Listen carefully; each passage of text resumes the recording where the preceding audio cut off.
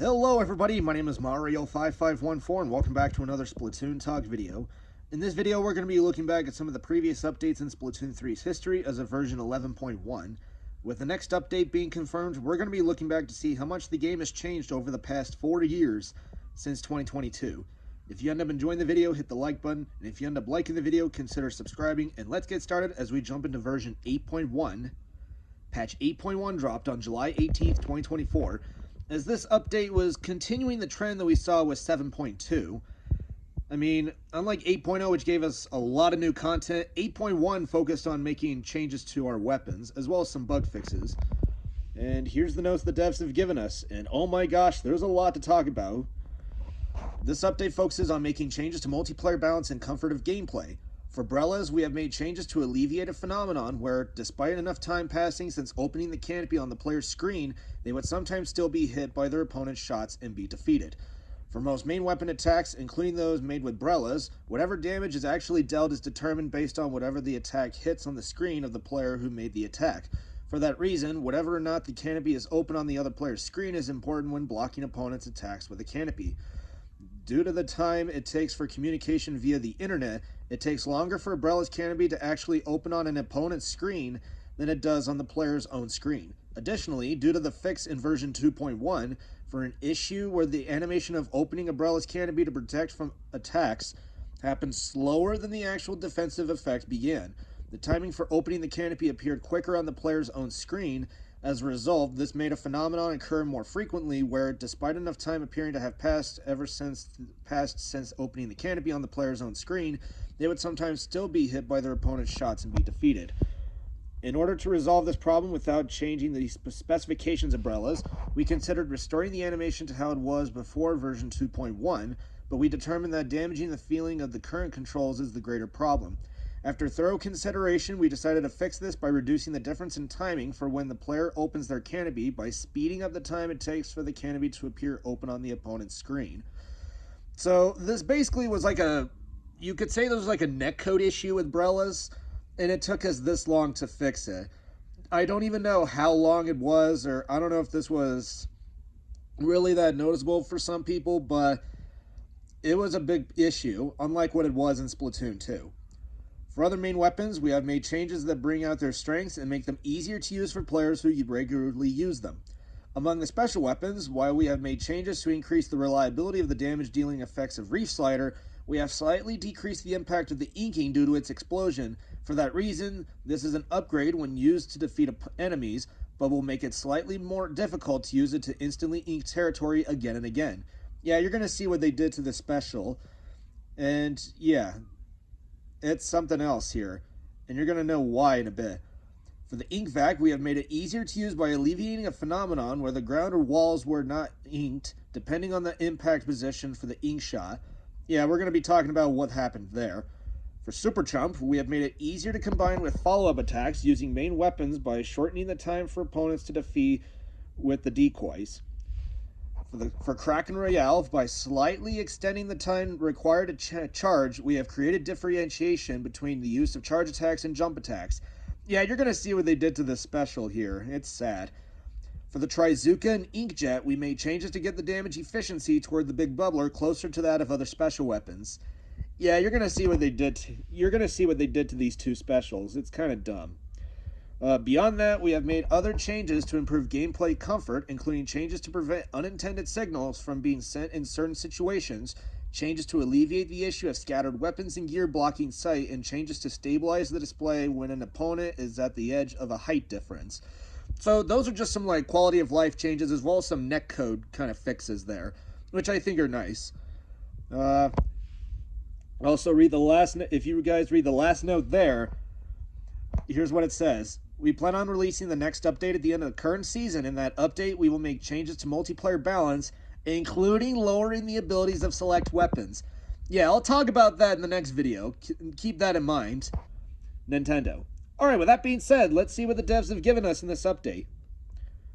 Changes to player controls. Made it so that when a player opens a Brella's canopy, the canopy opens on other players' screens quicker than before. This is to decrease the delay between the canopy opening on the user's screen and the canopy opening on other players' screens as much as possible. So, there's a lot of other changes here to the game here, as well as there is a change to Mint Decavitator, made so that when equipping the Mint Decavitator and the Charcoal Decavitator and holding ZR, the sight that it indicates where the attack will impact or terminate displays just like when holding ZR. So it's just like a quality of life change or just a rework for Decavitator, which I think is an okay change. And we're on to the patch notes. Aerospray. Increase the radius of the ink splatter at the point of impact by approximately 3%. So this is basically a paint buff on top of the points for special buffs we gave in the previous updates, given that Aerospray gets Reef Slider at 180p and the Aerospray RG gets Booyah Bomb in 190. So the weapons are just going to be paint spammers, as they've known to be. Blaster. Reduce the amount of time it takes to begin recovering ink after firing by about 1/20th of a second, or by 3 frames. So originally it took 60 frames. The delay before you recover your ink was 60 frames on Blaster. This basically reduced it down to 57 frames. This is the first buff that Blaster has been given since Splatoon 2. And it is nice that they're looking at the weapon. And I think it is nice, but I do think Blaster needs a little bit more changes. Clash Blaster. Movement speed while firing is now about 4% faster. So its strafe speed is now 4% faster, which is okay, I guess. It's also like the first main weapon buff Clash has been given since Splatoon 2, but it's not going to change the fact that Clash is still an F-tier weapon. S-Blast. Reduce the continuous fire interval by about 1/12 of a second. Yep, it's a fire rate buff. You know that fire rate nerf we gave Machine back in 4.0? Yeah, they did the opposite for S-Blast. Originally, its fire rate was 60 frames. It was now 55 frames. So while S-Blast has its fire rate 5 frames faster, Machine's fire rate is 5 frames slower. Yeah, it doesn't change the fact that Machine is still a bad weapon, or it's still in a bad position. But still, with S-Blast getting this buff, this is the third buff that S-Blast has been given since 7.2, as well as 5.1, when it was given 2 amazing buffs, being 15% less ink hungry, with Intensify Action being more effective in smaller quantities, and its 50 damage radius and the long flight range shots being 11% larger. So this is nice that they're looking at S-Blast, though it's still being overshadowed by Range Blaster at the moment. More on that later. Carbon Roller. Adjusted the damage fall-off rate based on distance for horizontal swings, allowing it to deal 50 damage or 100 damage farther than it did before. So basically its kill range it can now deal 50 to 100 damage further away, which is nice. This is another buff this is similar to what Dynamo Roller got in 2.1, so it is nice that Carbon Roller is getting this kind of buff as well. Slightly expanded vertical swings collision detection with players to make it easier to hit opponents. This is basically when Carbon Rollers could do the edge attacks more effectively. So basically, if someone is above you, you can basically attack them from below. Basically do almost like an edge guard kind of thing, but instead of being above someone, you can do it below someone. That's basically what it's doing here for Carbon Roller. Dynamo Roller. Adjusted how horizontal swings fling ink to leave fewer gaps in inking or attacks than before. A lot of people are saying that this is some people thought this was a paint buff, but I think it's more of a rework, since you're adjusting how the horizontal swings fling the ink. However, some people thought that this was a slight nerf, as this was a rework. I just think it's just a rework. But still, this is another good change Dynamo Roller has been given since 6.1. So it is nice that they're still looking at the weapon. Big Swig. Increase the damage horizontal swings deal to distant opponents from 35 to 40. There is no change to the damage at distances that deal 50 damage or higher. So it is nice that Big Swig is getting this. It's been a long time since Big Swig got a buff, since like 7.0. So it is nice that they're still looking at the weapon, though it is one of the best painting weapons in the game, but in terms of fighting, it's still not that effective.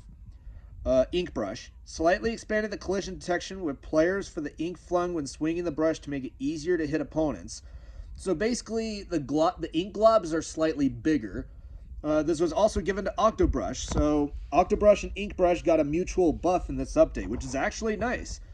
Given that the last buffs that Ink Brush and Octobrush were given were back in I think 4.0, maybe 5.1, I think, maybe 6.1.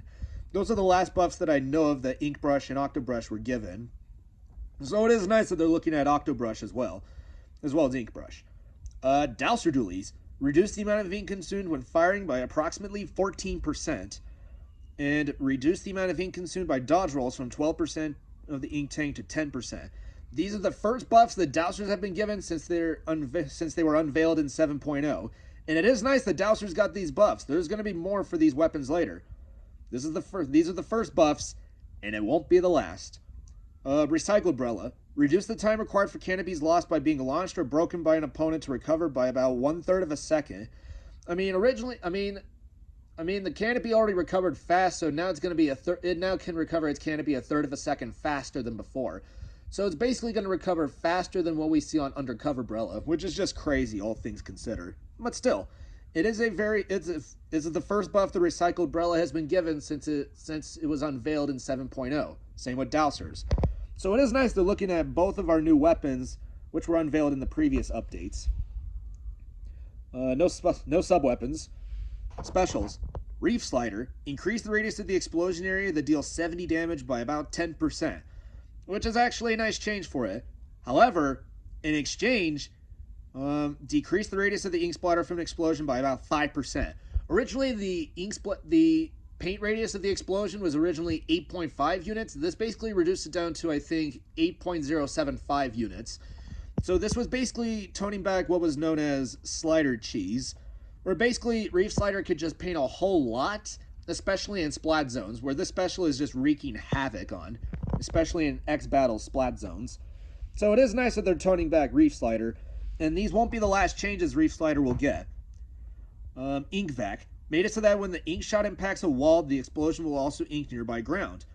Also, made it so that when the ink shot impacts the ground, the explosion will also ink nearby walls. So this is like a nice quality of life change for Ink Vac. Don't know why Ink Vac's shot works like that, but it is nice that Ink Vac got these kinds of changes here, which is nice. On top of what it was given in the previous update, which was in 8.0. So it is nice that Ink Vac is getting these kinds of changes. And this special is slowly rising up, though I mean it's still like a niche in Rainmaker. Though it's still a strong special. Though it's they're not done with the special. There's more to go off of here, which we'll talk about in later updates. Super Chump. Reduce the time between decoys falling and exploding from about 4 seconds to about 3.5 seconds. This is the third buff that Super Chump has been given since 4.1, which was the last update that Super Chump got buffs, especially from its first round of buffs in 4.0.